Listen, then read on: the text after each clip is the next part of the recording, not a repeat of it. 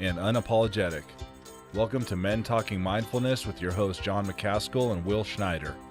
Here we focus on helping men and those with men in their lives solve some of life's complex challenges through understanding the practices of mindfulness and how they can help. Each episode is in an environment free of judgment and criticism, with a focus on authenticity and inner peace. Let's dig in. I was a typical man. Many of the big decisions in my life, including resigning and divorcing my wife after 13 years, I made by myself. They were not on the table to discuss with my golf buddies. This is a quote from our guest today, Nick Jonsson, in an interview in Business Desk magazine. And we've all heard the saying that it's lonely at the top. Well, Nick is here to show us that it doesn't have to be and ways to get out of that.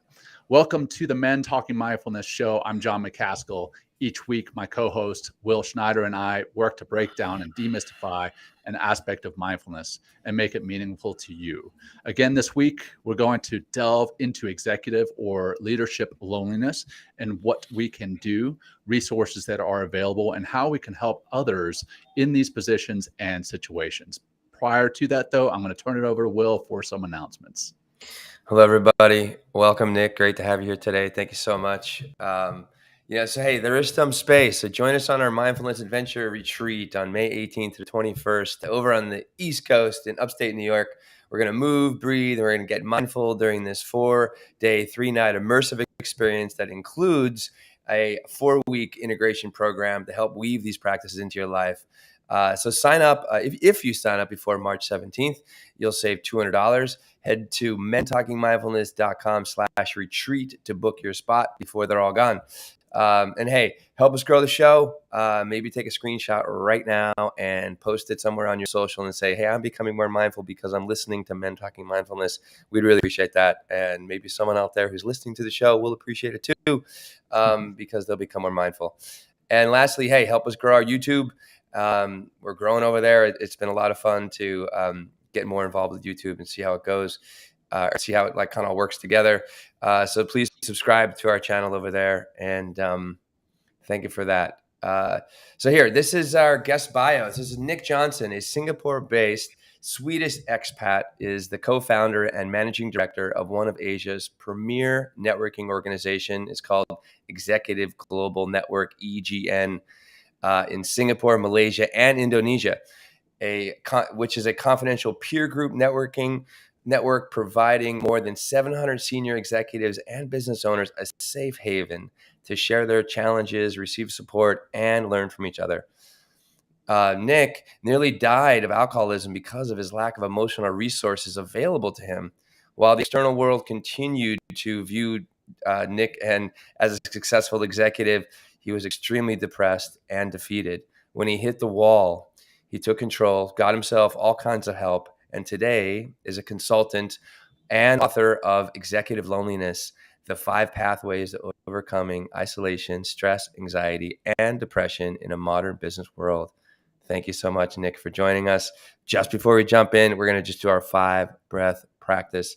And so whatever you're doing, you can do this while you're driving, mowing your lawn, working out, right? Or maybe just sit at your desk and close your eyes, ground your hands on your feet if you want to do that. Maybe even close your eyes. And let's start with a nice exhale out the mouth. Empty all the way out like you're squeezing a tube of toothpaste, empty. And then take a nice, satisfying inhale through the nose for 5 seconds. And exhaling slowly out the mouth, 5. Push it out gently. Good. Again, in 5 seconds.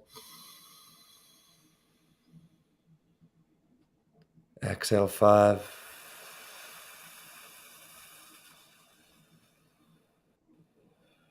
Few more. In 5. Out 5, 4, 3, 2, 1. 2 more. In for that 5.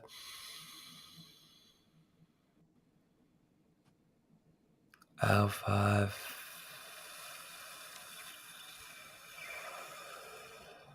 Great. Last one. Inhale, 5. Out, easy 5.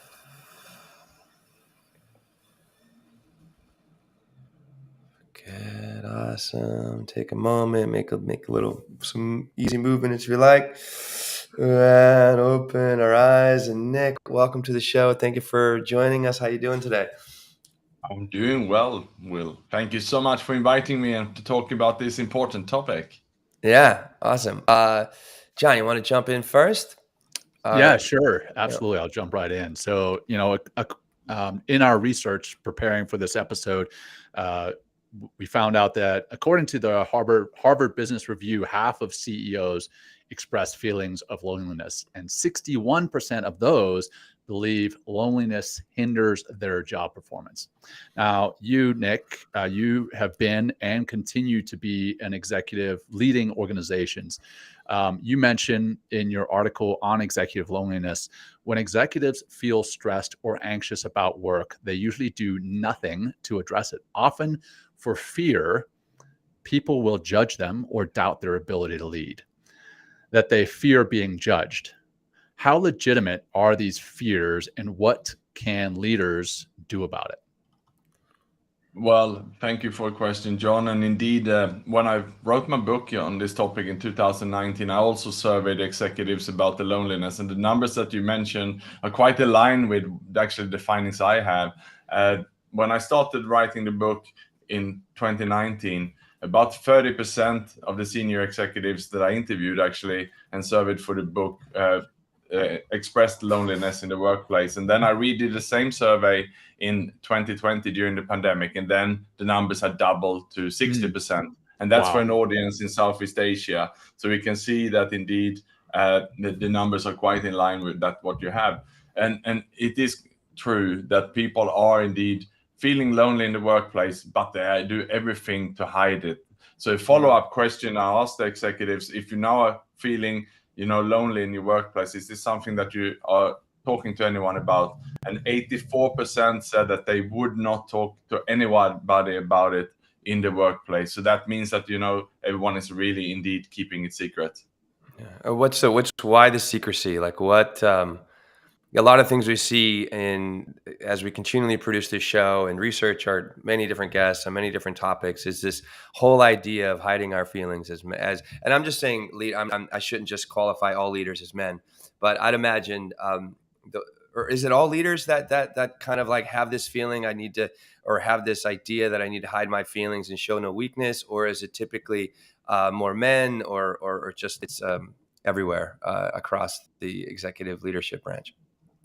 It seems to be more prone among men indeed, and I have a few expressions in our book when I describe this, and one of them is I call it this a smiling depression, where people perhaps are hiding behind that smile. We live in a society where we put up the best pictures on social media, we put up the awards, the diplomas, all the great achievements on LinkedIn. So that's one part of the story. That's a story that we want everyone to see, because we're so scared and have so much anxiety to lose perhaps the job we have, the salary it comes with, the benefits, the bonuses, and so on, that we do everything to protect that because we're so fearful of losing it. So that's what everyone will see on the outside. But what's in the inside, all the fears and anxiety, we hold it onto ourselves as firmly as we can, and we don't want anyone to find out about this. Because imagine if they do, then I won't be up for the next promotion. I won't get the next job. Right. And when my HR team will decide who will get the new job or new assignment, then perhaps I won't get it. So that's sort of the fear that everyone have.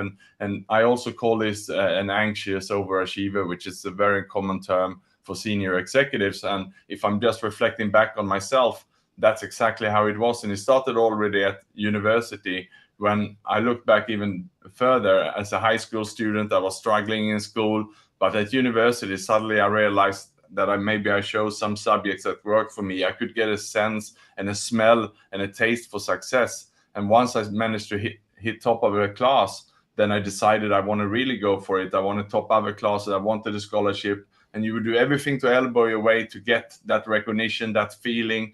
And that is something that I brought with me in the workplace. And as I spoke with many executives, that's how it is. Anxious overachievers is something that is very common, especially among senior executives. Yeah, I mean, I think that anxiety in some ways is what gets executives to be successful, because they're anxious. They put in the work because they fear failure, which is, right or wrong, it's a driving force. So we can, in some regards, see that and be thankful for it. But the other side of that coin is that it hurts us emotionally, physically, mentally. And, I want to touch on something because I actually had a note on it and you talked about it, is the use of social media, because executives, very highly successful leaders, wherever they may be, often post the good stuff on social media, and the perception from outside is that these people have it all figured out. How can a leader use social media to their advantage in this regard? Well, I think, and I did the same until 2019. Basically, I did the same. I was also just sharing the awards and all the things that you're doing to build up this perception and the image that this is someone who has it all together. Once I changed it though, and I made a video of when I started a charity campaign to raise money and funds after a friend and colleague of mine died of suicide in Singapore, a senior executive. And I made a video when I announced this, and that video went viral on LinkedIn because it was so uncommon that someone actually talked about depression and suicide and so on. That's how this all started. The next day I was on radio and I was then on TV. I had a 4 pages feature in the business newspaper here, because that's how rare it is that someone who's a senior executive, someone in that role, is actually speaking up about this. And also, I'd say also refreshing as well for here's somebody in a leadership position, and you probably spoke to the hearts and the feelings of so many other executives, even the publishers of those articles, be like, oh, I know what this guy's, or I'm so glad that you came out with this. But I think it's so fascinating that, we hide behind the smile of depression, or the smiling depression, right? Where on the inside, we're just eating ourselves alive. And then to, shine the light on that darkness, all of a sudden, a lot of your problems are solved. And then you're rewarded, for speaking out and for being vulnerable. And that's one thing we continually see here on the show, is the more John and I, and we're kind of the leaders of this show and the leaders of our community that we're growing, the more vulnerable and authentic we are, the more people are just continually more attracted, the more people share our different posts and our different podcasts because of that vulnerability. So do you feel it's healthy for a leader to demonstrate this vulnerability, for both themselves and the organization? And what is that? And what might that look like if you're in an organization and you're like, you know what, I have a problem, or, do you give them like ways to kind of speak to their problems in a vulnerable way and to their people? Well, I left the corporate world about 8 years ago when I started then EGN. So now it's I'm then the franchise owner of this business here in Southeast Asia. So it's a little bit easier for me to speak up as I'm sort of my own boss. It might not be fair for me to compare myself with someone who's working for a big multinational company where they perhaps are very scared. Even if they wanted to speak up, maybe they need to get the approval of the head of communication. Am I allowed to do this, right? So that's how our society is set up, right? And that's the issues that people are facing. And everyone is therefore scared, can I say this? Can I do that? And I noticed that also when I have my podcast here in Southeast Asia, and I want to invite some people to talk, they're very mindful about what they say, because maybe someone will hear this or see this and I'm not allowed. So we need to really put in a lot of efforts, and thanks for what you're doing here. And the fact that we are talking about this is where we need to be. We need to talk about it, and we need to change this. And vulnerability, also as I talk about in my book, needs to become a strength. And now these days, I'm living a life which I love. I wish I could do when I was a senior executive as well, where I'm honest, open, and as you said, you become a magnet. People absolutely love you when you are just being yourself, and that's now my biggest strength. If someone want to do business with me, they are attracted because they know, well, I can work with Nick because he will be honest about this. Yeah. Right. Yeah, you mentioned something there in the fact that you have a podcast in Southeast Asia, and some people may be hesitant to come on your podcast. A couple of things. One, culture. What does or how does culture play into this? Being geographical culture, the ethnicities that we may come from, and how does ego come into play? And then for both of them, culture and ego, how do you recommend someone overcome them? So when it comes to the culture, the most of the people I'm working with here are Westerners and mainly Americans. There's a lot of big multinational companies who have their head office in Asia, in Singapore. So those are the most of my members and clients and so on that I'm working with. But of course, also a lot of the locals are increasingly joining our network and so on. So there are also more from various countries in Asia is joining, and there's a huge difference. While perhaps we don't talk about these things in the modern, so should I say, the Western world.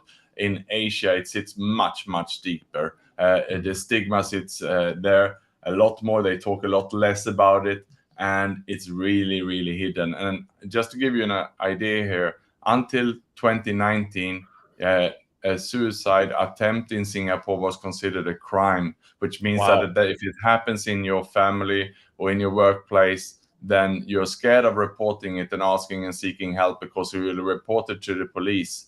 So therefore, you can imagine that this is something that, and that's why in 2019 we could start talking about that when it was decriminalized only. Wow. That's a lot. Wait, so let me understand that correctly. So you weren't allowed to attempt suicide, or you can be criminally charged if you were? Is that, That's or you correct. weren't? You are not allowed, and it will be considered a crime if you have an attempt at it. Yes. Boy, wow, that's heavy. You're punished.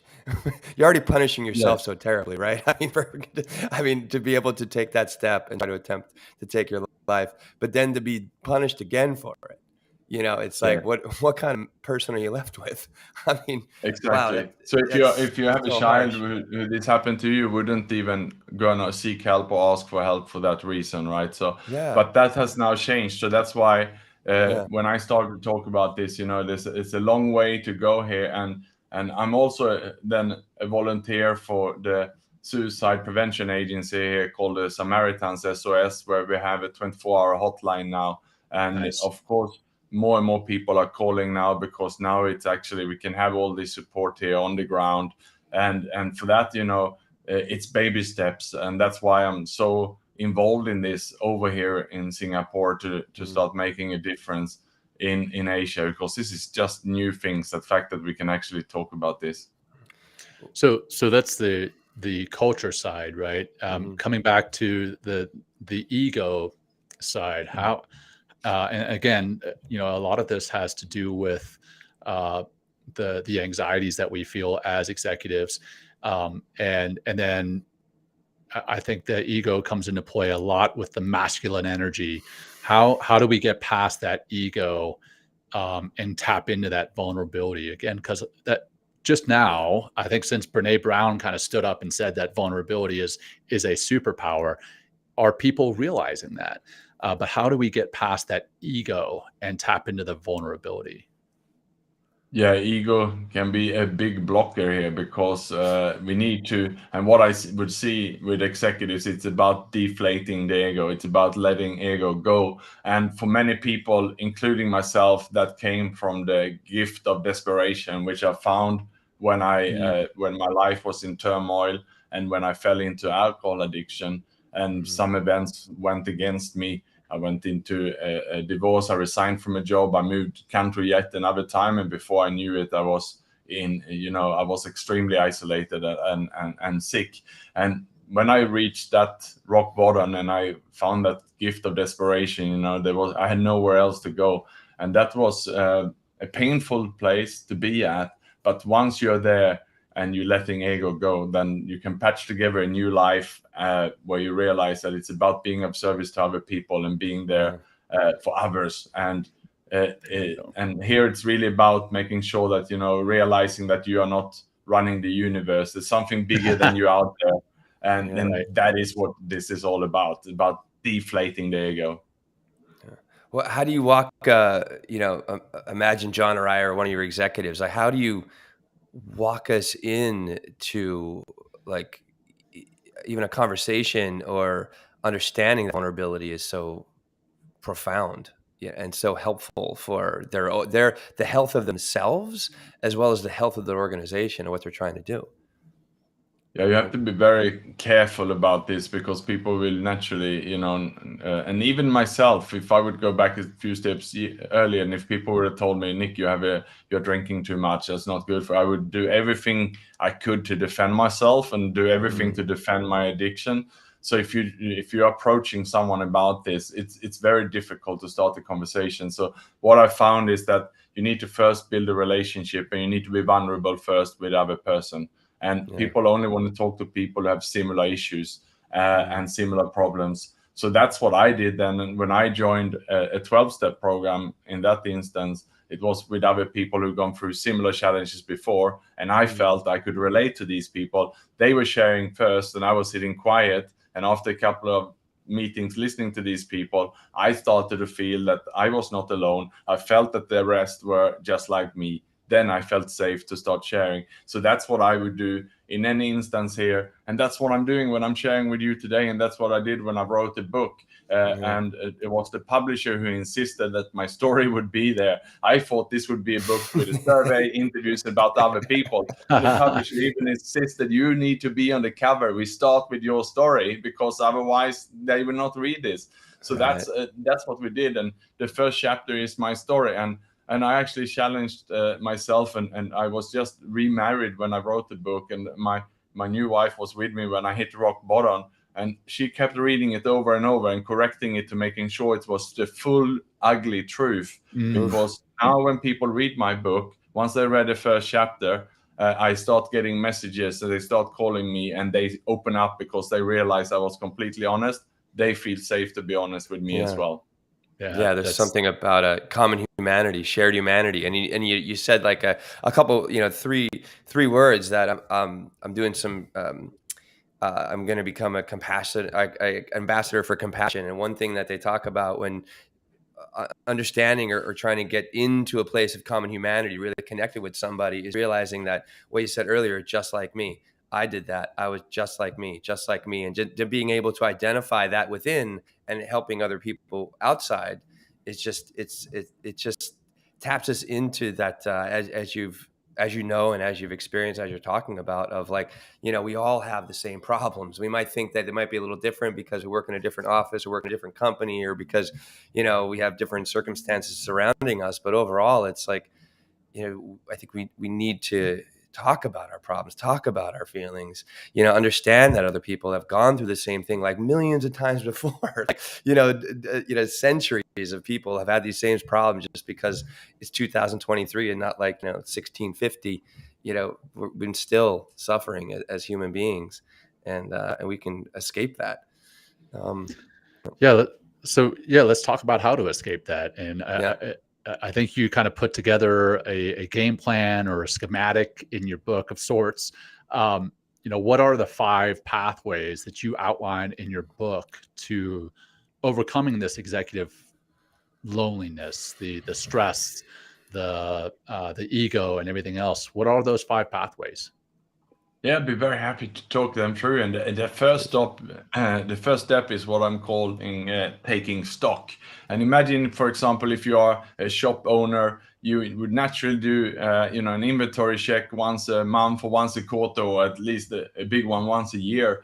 But as human beings, how often are we really taking a serious look at ourselves, an honest review of ourselves, getting a pen and paper out, perhaps a spreadsheet, where we really write down everything? And that is what happened when I came into recovery and you were given a sponsor. That's the first thing basically you're asked to do. It's really looking at yourself and identifying what it is. And this is of course related also to the ego then, but when you start putting down the issues you have. And in my instance then, it was that I was overweight, I had an alcohol addiction, I had a lot of broken relationships. I then had to write down the names of these relationships. I had some credit cards that were unpaid. I had some debt. I had to write down all these kind of things that were not right. And that was just the first step to get that list on paper.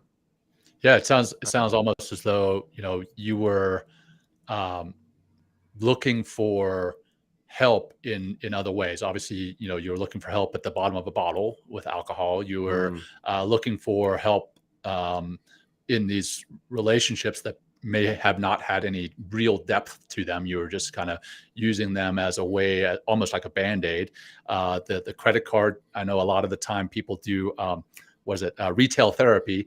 They'll go and spend a lot of money to make themselves feel better. And then, 5 minutes later, after they've bought their $5,000 outfit, they feel even worse than they did before. It sounds as though that's where you were. But you stopped and you took stock. And you asked the question, you said, how often do we do that? I know that when I was leading organizations, I never took stock. I was just, hey, I'm too busy, quote unquote, to take stock. But if you take a step back and you realize if you stop to take that stock, stop to take stock. There you go, John. Yeah, you can actually coin that trademark. Got it, done.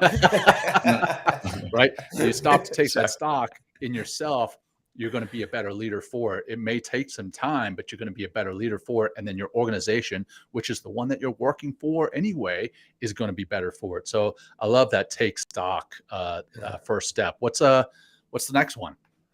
Once you have that list clear, and if you need help to do that stock list, people can work with a coach, a mentor, or to get help, someone ask them the question, you get done. But once that list is done, it's really about asking for help, and really thinking about for each single of these items, who can help me with this?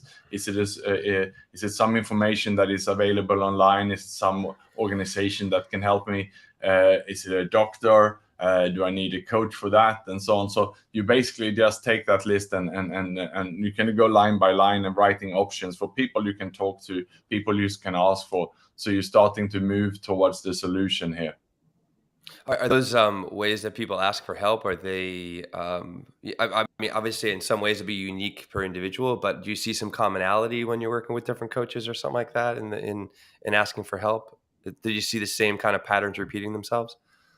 Well, the most important here is to start to write down on that paper, who can help me with what, and ideally having someone accountable. So when I did this, I had a sponsor supporting me. So if you have a coach or a mentor, take you through this, or a friend you trust, because otherwise this list might never happen to go anywhere, because naturally people are so scared to ask for help. And that is what we are going through here by making this into a system, by following the steps to make sure we are moving forward. Otherwise, it's likely that they won't just take any action at all.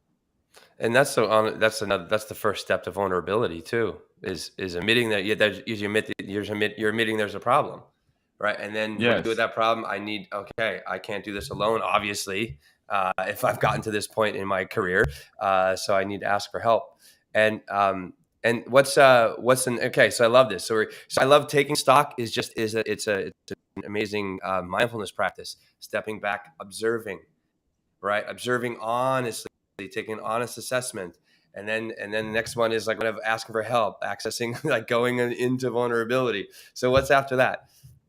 Well, it's about getting healthy, and in my instance, that meant that on the list, I was overweight. I had an issue with alcohol. I had a high blood pressure. There was many issues, and because I've been drinking too much, also there was liver and kidney issues and all these things. And it was about getting healthy. So I had to go to a doctor to get support. I also signed up with someone who could help me with everything from lifestyle coaching, including changing my exercise routine, nutrition, and everything else. He made me buy wearable devices so he could track, and we set up. There we go. So at that instance, he built up a plan, and I was so unfit that I just walking 2-3 miles a day was the starting point. Just getting out, getting some healthy habit there. And also at this instance, I was given medication for my depression and so on. And that was not something that I wanted to retain, but I was given basically a time frame how I would be able to tape this off. And getting instead the exercise to support me naturally. And I call in my book then the natural happy pill is what I call exercise, because after 3 months I managed to taper off the medication and instead rely on exercise for my well-being and other mindfulness practices and so on. So that's really what the third step was about. It's about getting your body physically ready. Go ahead, John. Yeah, well, take us a little further in your journey then, because like in your bio, we talked about you being one of the top 1% of your age group in triathlons. So that's obviously, is that something? Obviously, it sounds like you're something you continually are doing. So did this kind of lead you into being competitive and kind of wanting to pursue more health? Or maybe start with like, what did that health do for you mentally and physically? And then also in the world, like as a man, as a leader, as a husband, I think it'd be very helpful for our audience to hear that. Yeah, so I had already tasted triathlons and marathons and so on before I came into recovery and before I joined the 12-step program. But my life then as a senior executive, managing the pressure, the stress at the workplace, and then hiding everything. And after work, either I would go to the exercise in the gym, or I would go to the bar and have some drinks. And while I used to balance that quite well, eventually it became too much of the alcohol and not enough exercise. And I would sign up for races and I would control myself, control my alcohol addiction by knowing that I need to exercise. But, as life catch up with you, increasingly I was going for the bar, catching up with friends instead of the exercise. So it was this constant battle I had inside myself. And it was only after I hit rock bottom and I dealt with this, controlling the addiction and basically giving up and remaining sober, and I'm touch wood now almost sober for 5 years, and that gave me a life worth thank you, and that gave me a life worth living, where I no longer have this battle of this addiction, so I can exercise, and it's taken me to a completely new level. So the coach I signed up with, we are still in touch, but I'm working with one coach now who's actually 8 times top 10. He's been in Kona, the World Championship of Ironman. Wow. And he is now coaching me on a day-to-day basis also. So therefore, I'm living a life beyond my wildest dreams. And when I go to training camps with athletes and so on. So I'm for my age now, turning 48, I'm considered one of the best for my age group in this sport. Congratulations. That is awesome. I did a half Ironman back in October, and I'm 45, and I'd been I won't say completely out of exercise, but definitely not at the level that I'd been needed to for a half Ironman. And it takes a lot of effort. It takes a lot of discipline to do the exercise, but also to set aside the time for it. But then when you do it, you definitely start to feel the benefits, because I'll be, again, completely transparent. Since October, when the race was, I've dropped off, and I can feel it. I can feel how, yes, physically I feel different, but emotionally I feel different too. And I reached out to Will yesterday, coming back to accountability. I was like, hey, Will, I need some accountability, brother, because now I don't have a race that I'm working towards. I need somebody to check in with me every so often, say, hey, did you get your workout in? Did you get your meditation in? Because of what that can do, the physical exercise, what it can do for you mentally. But you also mentioned, as you had that balance between the bar and the bike, if you will, right? John, I know, trademark that. You're killing it, right? Anyway, so you had that balance, but then you started going to the bar more often. But you specifically said going to the bar and catching up with my friends. That is actually, I think, if I understand it correctly, the next step that you recommend is having healthy relationships. Now, if you're just going to the bar and putting down a 6-pack or a whole bunch of shots, and then that's not necessarily a healthy relationship. Can you talk about the importance of the healthy relationship and the difference between a healthy relationship and an unhealthy relationship? Yes, and what I had done then in step 1 there, when I took stock and I wrote down the broken relationships, that would be people perhaps who I had hurt in the past, people who I had not done right. For example, I could have had some broken relationships. Maybe I'd done some incidents when I was younger, which have perhaps hurt my parents. I had not spoken with my sister for a few years when I wrote this down over an incident that happened a few years ago. I had left some jobs and it was perhaps not in the best way. So here it was really about repairing those relationships. And to then answer your question, to compare healthy relationships versus the damaged relationships, it's about, again, very much related to the ego here, because we naturally have this feeling that we want to win, perhaps, and we shut people off, or we say things that we don't want, but then we have the last word. But that might mean that we have a lot of pain inside. And what we find out here is that we might walk around with something that happened 10, 20, or 30 years ago. And it might even be something as simple as, your neighbor changed the color on the garage or something, and you had an argument about that, and then you decided for 20 years to not talk about it. But that sounds like that actually happened, Nick. Was that an actual thing? No, you pulled that out way too easily. That sounds like something that actually happened. You got it. And then you walk around with that resentment inside you for years, right? Without dealing with it. And it's normally something as simple and stupid like that. But because of the ego, we don't deal with it. So here is this step where you really got to, again, look back at that list and be accountable with someone, a mentor, a sponsor, or whoever it will be, or a coach. And you need to tick them boxes. And you have to decide and discuss with this person, will it be harmful if I go back to this person? It might be an ex-wife or an ex-girlfriend, and maybe it's not healthy to go back to that person and apologize, because you might stir something up that shouldn't be. But what you can do then with your coach is that you can write an apology letter, and then you can throw that in the bin or burn that letter, or you can pray on it, or pray for that person, or whatever it may be. But in my case, and let me mention about my credit card debt, because what happened there was that that is something that I wrote down. And of course, that means that I have a relationship with this bank, which is full of fear. I'm worried, will I receive an email from that bank? As soon as I see that bank, naturally you will have a feeling that there's something that you didn't do right there. And that relationship had to be repaired. And naturally, it means that you need to pay back that loan as well. And I did just that. Last year was my last debt that I cleared.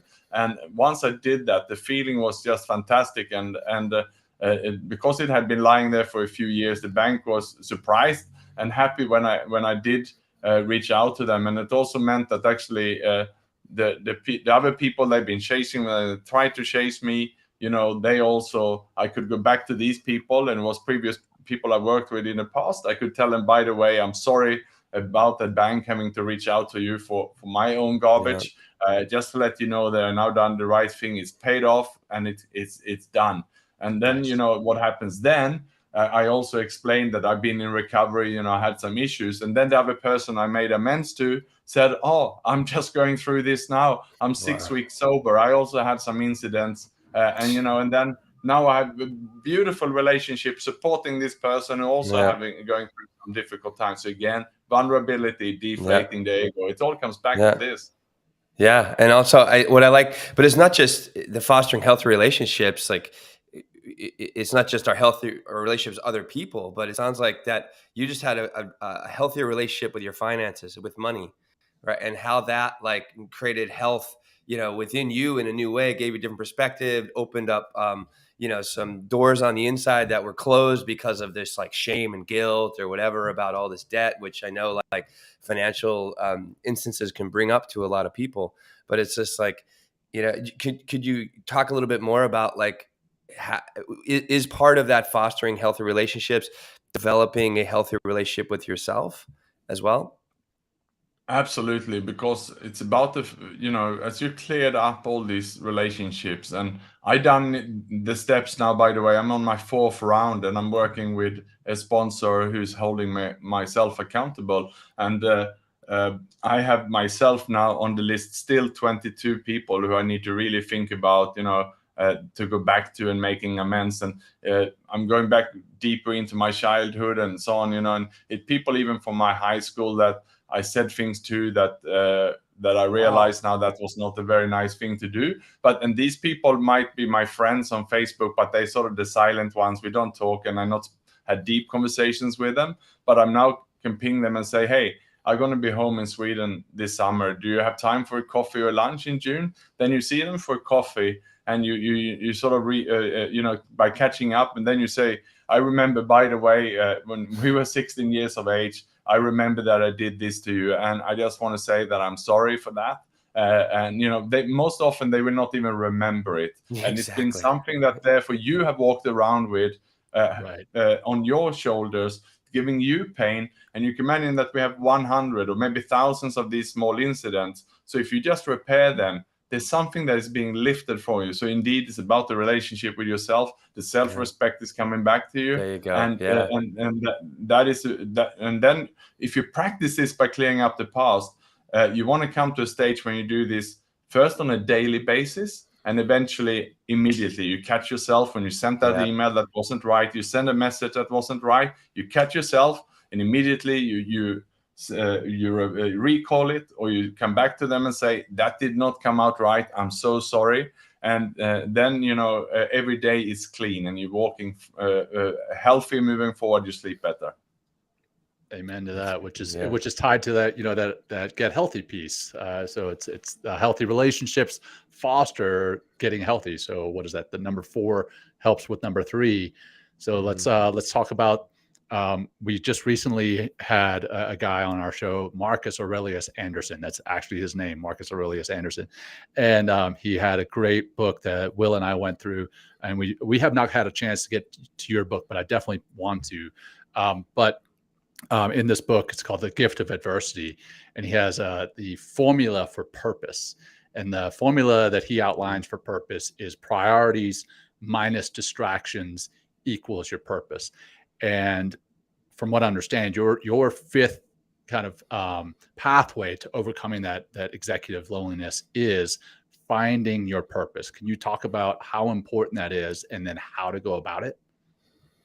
Definitely. And it's about really tidying it all up today, what we've discussed here. And it's about, again, deflating your ego, realizing and accepting that you're not the center of the universe, accepting that there's something perhaps bigger than yourself out there in the universe. Because once you come to that realization, everything changes. And it's not about you. It's about being there for other people, being of service. And we can see many times perhaps our children or teenagers struggling with what should I do in my life? What should I work with? What should I be? And many times perhaps as adults, we gave up on that. We were just thrown into a workplace and we lived our whole life and getting that paycheck and getting used to that. And then we don't really perhaps stop ever to question, what do I really love to do? Where do I want to be? And perhaps that's something that hit me so hard then when I was 40 years, and it doesn't have to be that hard.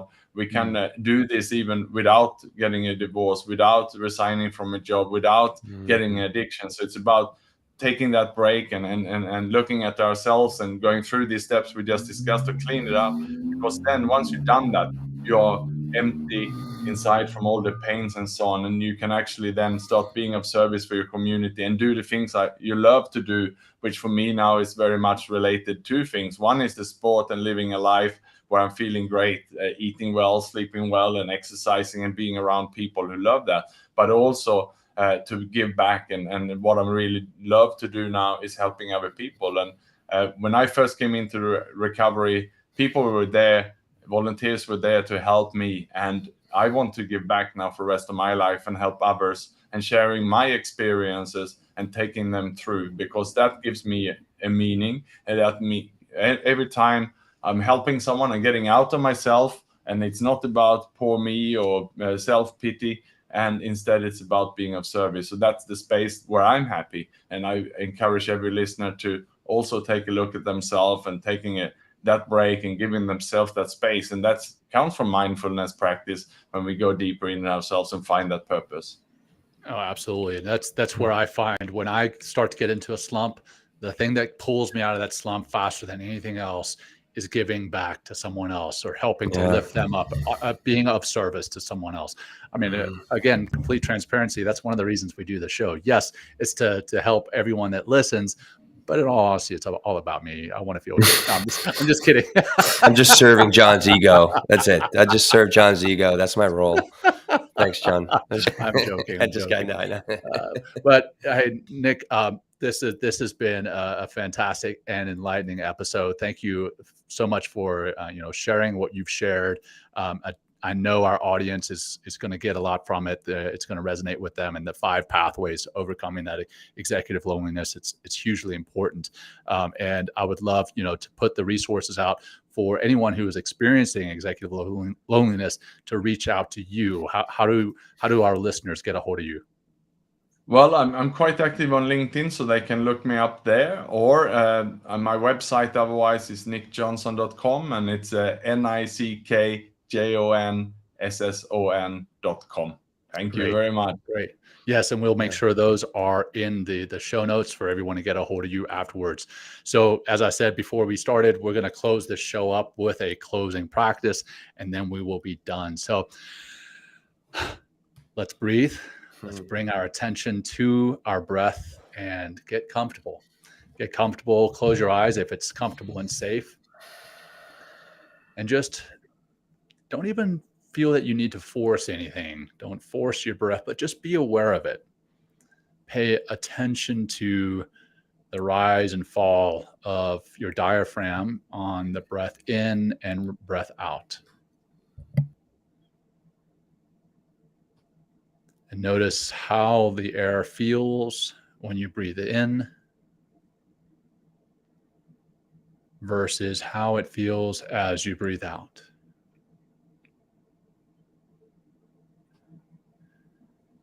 Notice where the air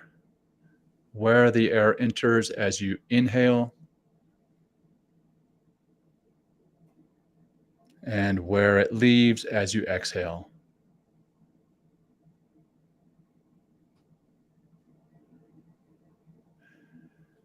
And even in this short practice, you may have noticed that your mind has wandered off. And if that's the case, that's perfectly okay. Just bring yourself back to focusing on the breath, the physical aspects of each breath, your breath.